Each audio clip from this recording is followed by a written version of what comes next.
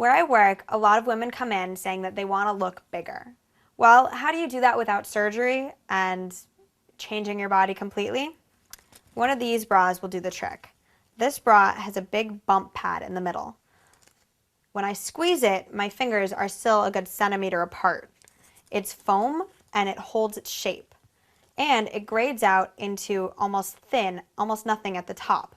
So when you put it on, it looks like a nice smooth shape without a push-up pad. This bra is lower in the center, so it lifts you up and pushes you in so that you're just showing cleavage and it's giving you a nice rounder shape.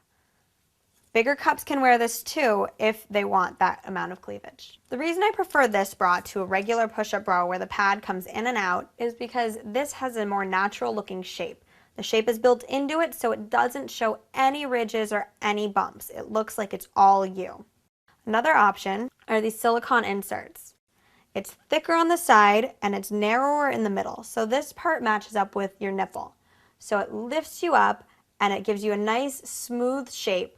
This will add at least a cup size to any bra.